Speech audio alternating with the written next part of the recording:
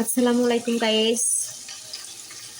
মিষ্টি কুমড়ো রান্না করতেছি আলু দিয়ে। মিষ্টি কুমড়ো এনেছি দিয়ে আর রসুন, রসুন আর হলো পেঁয়াজ দিয়ে যাই চরবা চরবা চলছেন পায়েসের মতো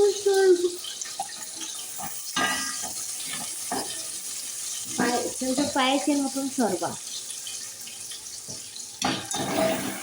মিষ্টি কুমড়ো ভালো করে সিদ্ধ করে একটু খাল্লাতে দিব, খাল্লাতে দিয়ে এবার শুরু কয়েকটি তারপরে চামচ দিয়ে খাবে সরি বন্ধু। আমি দিলাম পেঁয়াজ রসুন আর ফিলফিল আসোয়া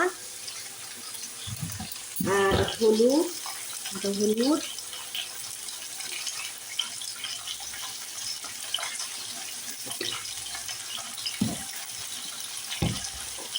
মাঝি ভালো কিন্তু আমি দিচ্ছি ভরাচ্ছি।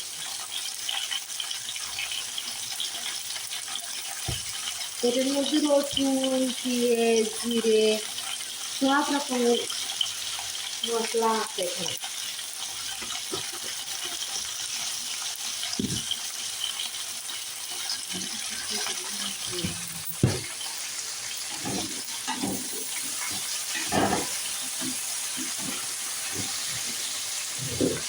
ভালো করে তুলে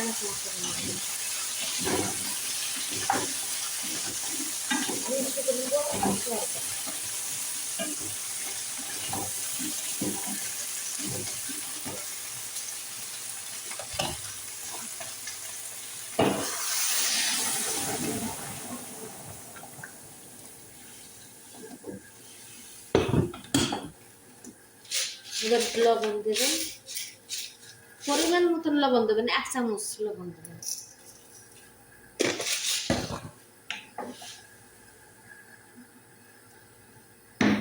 ছোট চামচে 1 চামচ লবণ দেবেন দিয়ে আমি এইভাবে করে রান্না করি। মাশাআল্লাহ খুবই সুন্দর হয় রান্নাটা।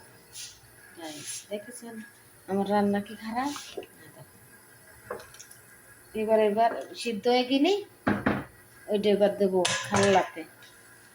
খাল্লাতে দিয়ে তারপর গির গির করে। মাশাআল্লাহ খুবই রান্না খুবই সুন্দর। ভালো লাগলে লাইক করবো ভাই, পাশে থাকো এই ছোটো বোনটার জন্যে। সবার কাছে আসসালামু আলাইকুম।